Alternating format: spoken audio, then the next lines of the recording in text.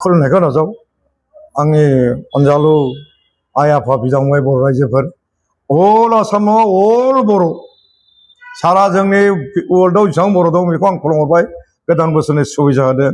आंनि नामा जाबाय माधव मुसाहारि। आं धेमाजि डिस्ट्रिक्ट जुनाय समस्तिनि आरो न'आ जाबाय सिलाफोथाराव। गतिके आंनि मबाइल नम्बरा जाबाय 9957386344। आं अनेक बोसोर जाबाय 1982-83 माने आं पलिटिक्सआव ओंखारबोदों। गतिके दिनैसिम साक्सेस जायाखै। मानो होनब्ला टिकेटआ मोनां जायो होआ, जाथि हिसाबै होजायाना मा हिसाबै होजायाना बेखौ हमनो हाया। जेराव बे बाथ्राखौ बुंनो थाङोब्ला दिनै थानाय सिटिं एमपि प्रधान बरुवा बिथांनि सन'वाला 1200ल' भटमोन। बिथाङा कन्टिनिउ मिसिं नन मिसिङै एमएलए जाबोदों। खिन्थु बे समनिफ्रायनो जोंनाव सासे आंनि गिबियाव दंमोन सुकृता मोसाहारि होननाय पिटिसिआव बिथाङा फैदोंमोन। खिन्थु बिनिफ्राय बिथाङा जना थानायसै दाबो कोनो हुम गैला। बिनि उनाव आं कन्टिनिउ डेट माने राजनितिकआव दङ बिजेपि फाउन्डार। आं टटेल बाव जुनायाव बिजेपि फाउन्डार खालामदों उन्दैनिफ्राय गेदेरनिफ्राय गासिबो। गतिके मा जायो जोंनि बर'खौ बै समाव एसे भटारा खम जों माने बारायबोजोबगासिनो दं। दा बारायनानै नैबे 2026आव जथेस्थ'खिनि बर'आ माने बर'नि फेक्टर जानानै थाबाय। गतिके दाख्लि बे आंनि एरियायावनो फैनानै बिपिएफनि अबजार्भ फैदोंमोन बिथांमोनहा। अबजार्भ फैनानै बिथांमोनहा रायज्लायफैदोंमोन जे जोङो बाव बिपिएफआ निजा केन्डिडेट होनो हागोन नामा। आं बाय होनो हागोन हाया होनना जों रायजों रायज्लायगोन। जथेस्थ' रायजोफ्राबो 400-500 जन मानसि फैनानै बाव रायज्लायफैबाय हिनजाव हौवा फैनानै। गतिके होमबा बे समाव आं बुङो जे जों किसुमान डिसिसन लाग्रोनि, जों रायजो राजाजों रायज्लायग्रोनि। मानो होनबा एबार फेक्टरा बर'नि, हारसा बर' बयबो बुंगासिनो जे बर'नि फेक्टर दं। मानो होनबा बर'नि समस्याखौ किसुमान जों समाधान खालामनो हायाखै, बाव सुफुंनो हायाखै। मानो होनबा अबेबा गामियाव बर' गामियाव दिनैसिमनि दानि सिटिं बिधायक गुबुन फेगआव हाबफेराखै। माथ्र बियो लामा खाथि जिङावल' थाङो आरो फैयो। बे माने बर' बिथोरा गामियाव हाबफेराखै। खिन्थु आं कन्टिनिउ डेट माने दैनिफ्राय अरनिफ्राय लानानै आङो जेरावबो माने खुनु जाथि गथ' खालामा। हिन्दु मुस्लिम खुनु माने धर्म सर्म जेनु बिबेक गैया। बे हिसाबै आं खुनु उन्दै माबानिफ्राय बोसोरे मावबोगासिनो दं। दा बे हिसाबै जोंनाव मा जादों, जोंनाव माने जाथिनि थाखाय मोनसे निजा देग्लाय नैबे 2026आव जुदि केन्डिडेट जुदि जोङो बर' सासे होनो हायोबा, हय जुदि दा बेखौ दस्रा पार्टिया गिनानै दङ जे बिपिएफआ होयोब्लाबो ओरैजाय बिजेपिया गिनानै दं, इउपिएलआ होयोब्लाबो ओरै बिजेपिया गिनानै दं। मानो होनबा फेक्टरा जानानै दं बर'नि। दा बे बर'नि फेक्टरखौ लानानै मानो होनबा बर'नि गेजेराव खेलिमेलि खालामालासिनो जुदि मोननै हानजाया सोरबा जुदि बाव मोजां रिकुवेस्ट खालायनानै जे सासे बर' थिखांनि होनना बुङोब्ला जों बर' सासे बिधायक मोनो। मानो होनबा कन्टिनिउ डेट एमएलए जानाय एमपि जानाय मिस्टार प्रधान बरुवायानो जाबाय मिसिं अनामिसिंनि माबाखौ लानानैसो बियो माने गेलेबोनाय दाबो दङ। गतिके किसु समस्या जोंनाव बाव अनेक फरायनायबो जाबाय। बिसेस करि आंनि धेमाजि डिस्ट्रिक्टआव बिसेस करि नैबे सिलाफोथार एरियायावनो एमएससि एमएलएलबि माने जिअल'जि होननाय गथ'फोर माने बिएससि अनेक दंसै। खिन्थु दासिमबो बिसोर साकरि क्वालिफाइड जायाखै। बिथांमोना मा जाखो इन्टारभिउ होयै हैरान जाजोबलांबाय। सासेबो गैया दासिमबो निल। गतिके जोङो बर' रायजो राजाफोरखौ आरो मानो होनबा बे रादाबजोंनो सारा जोंनि बर'लेण्डआव बे रादाबानो जाहाथे एसे सुफुंहैयोब्ला जे जोंनोबो सासे बर' बिधायक नांगौ, सासे एमएलए नांगौ होननानै सानोब्ला बिथांमोना रायज्लायनायनि दाबो मास मोनब्रै सम दं। जानुवारि फेब्रुवारि मार्च एप्रिलावसो जाहैगोन। माने एप्रिल बिहुनि एसे सानसे आगोलावसो बिसोरो रेगुलार होगोन। गतिके जोंनाव दासिमबो गोरों गोराफ्रा बिथांमोनहा जोंनाव मोननै स्ट्रं पार्टि दं। बिथांमोनखौ दाबो जों रिकुवेस्ट खालामो। मोनसे जाबाय बिपिएफ, मोनसे जाबाय इउपिएल। गतिके बिथांमोना जुदि सिन्था खालामनानै जेराव जुदि बर' देरहायोब्ला जिखिजाया पार्टिया फैथोंसै सासे बर' एमएलए जायोब्ला बे भाबखौ लाहैयोब्ला जुदि जोङो सासे बर' एमएलए देग्लाय बेनिफ्राय हरनो हायो।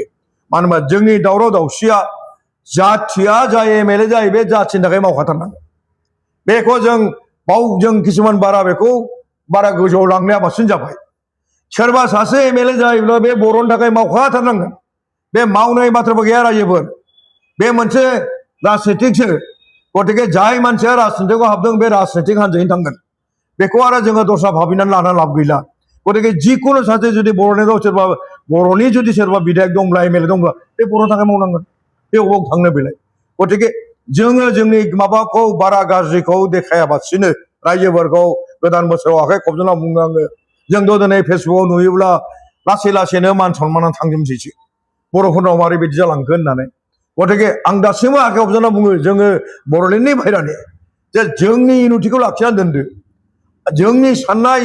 जोंनि साननायखौबो एसे गोरों गोराफ्रा लाखदो जे जों बुंदों माने जुदि सासे बिधायक मोनोब्ला जुदि कंग्रेसआवनो हक बिजेपियावनो हक जुदि इउपिएलआवनो हक बिपिएफआवनो हक सासे बर' बिधायक मोनथारो एमएलए गतिके बेखौ जुदि नोंथांमोना गोरों गोराफोरा रायज्लायनानै होदो एबार बर'खौनो सिमायनाव होननानै जुनायाव सासे होदो होनना बुङोब्ला जों गोजोनगौमोन मानो होनबा जोंनि समस्याखौ जोंनि सासे बिधायक लानानै एमएलए लानानै जों किसुमान जुनाय समस्थियाव मावनो नंदों आरो बे सिमाङा आंनावबो दं आं माने बारंबार माने सानसे समाव आं सानसे बिधायकबो माने गेलेबोदोंमोन उकिल गगैया आंखौ बिदा लेंनानै आंनो टिकेट होदोंमोन बियो आं बिजेपिनिफ्राय थियाग खालामदों जेब्ला भुबन पेगुआ बिजेपियाव हाबो होमब्ला आं आगयनो पेपाराव गादों भुबन पेगुआ बिजेपियाव हाबोब्ला आं बिजेपि थियाग खालामगोन होननानै गतिके आं बिजेपि थियाग खालामनानै आं रेस्ट खालामगोनसो होनदों आं पलिटिक्सआव रिजाइन होआखै होनोबा मा जायो उकिल गगैया आंखौ लांनानै खुलुमनानै जेलाव खुलुमनानै आंखौ बिथाङा टिकेट होदों खिन्थु आं गेलेयामोन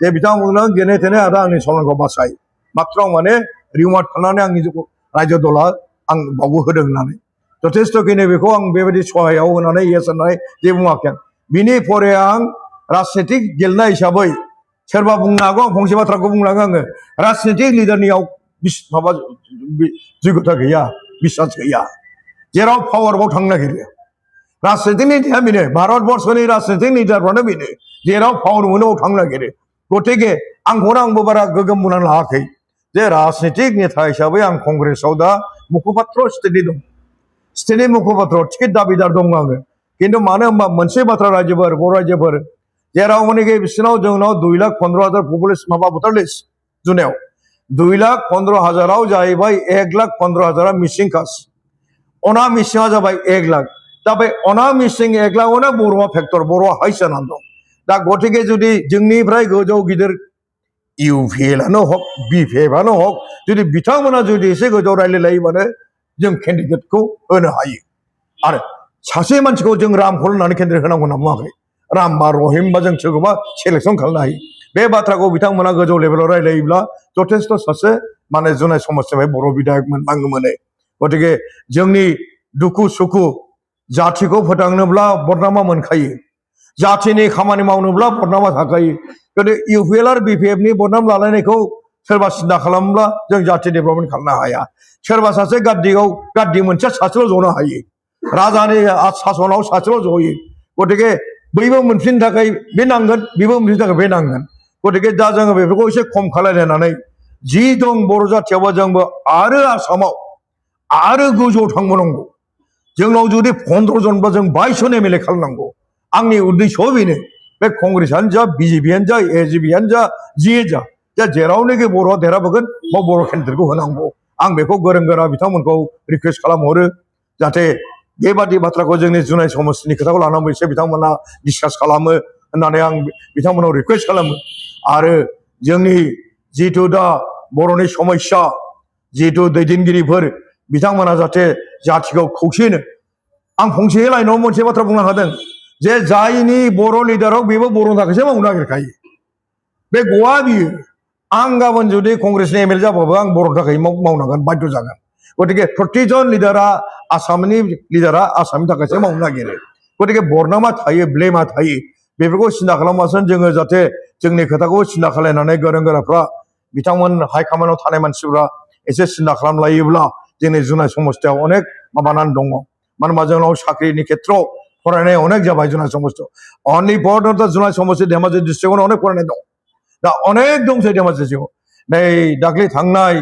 जोंहा इउपिएलनि सरकारनि दिनाव गैया बुंनाय बादि जायो गाज्रि दामोनथों जोंनि नैबे एरियायाव सासे एलपि मास्टार फोरोंगिरियानो गैया आं बेखायनो बे बिथांमोना रिकुवेस्ट खालामदों बिमा बिफाफ्रा जोंनाव आन्दार मेट्रिकआनो गैयाना एमएससियानो गैयाना एलएलबियानो गैया जाखो बोरो मास्टार पस्टआव अबा सासेयाव मोनगोन दिया दा जों मा उत्तर होबावनो गतिके जोंनाव साख्रिनि थाखाय अभाब जानानै दं अनेक माने उसुबिदा जानानै दं गतिके बेफोरखौ जों जुदि सासे बिधायक मोनोब्ला जाथिखौ एसे फोथांनो हायो बे फोथांनायनि माबाया जाबाय पावार नङाबा जाया जे सासे एमएलए जाब्ला बेखौ माने जों दा बर'नि समस्याखौ जों दा समाधान खालामनो हाया बेखौ लानानै मानो होनबा भटार लिस्टआबो जोंनाव दा जथेस्थ'खिनि बर' फेक्टरसो दा बर'खौ लानानै बिसोर गेलेगासिनो दं राजनितिक मोननै मोनथाम हानजाया कंग्रेसजों आरो बिजेपिजों बर'खौ लानानै गेलेगासिनो दं दानि सिटिं एमएलएआबो बर'नि भटावसो आसा गतिके जोंनाव आं फंसे बाथ्रा बुंलांदों जेरावनोखि प्रधान बरुवा बिथाङा जेब्ला एमएलए जायो होमब्ला मारो 1200 भट दंमोन सनारफोरना बिथाङा कन्टिनिउ डेट एमएलए जानो दाबो एमपि जागासिनो दं बिथांनि गेमानो जाबाय मिसिं अना मिसिं गतिके जों सासे जुदि बर'खौ सापर्ट खालामनाय मानसि दङ बर'खौ अनेक जाथिया सापर्ट खालामो बर'आ सासे सिदा जाथि सयथ' जाथि होननानै गतिके आं बेखौ बुंनानै बे रादाबजोंनो किसुमान गोरों गोराखौ आखाइ खबजानानै आं बुंहरो जाहाथे जोंनि जुनाय समस्तिनि खेत्रखौ एसे बे रादाबजों नोंथांमोनखौ लोगो मोननो हाबाबो बे रादाबानो जाहाथे नोंथांमोनाव खोनासंहोनानै नोंथांमोना एसे रिप्लाइ होयोब्ला अनेक आं गोजोननाय मोनगौमोन आरो जोंनि जुनाय बाखि धेमाजि डिस्ट्रिक्टनि रायजोफ्रा अनेक गोजोननाय मोनगौमोन बेखौ बुंनानै आं गोदान बोथोरनि नोंसिनाव गोजोननाय थाथोंसै बयनावबो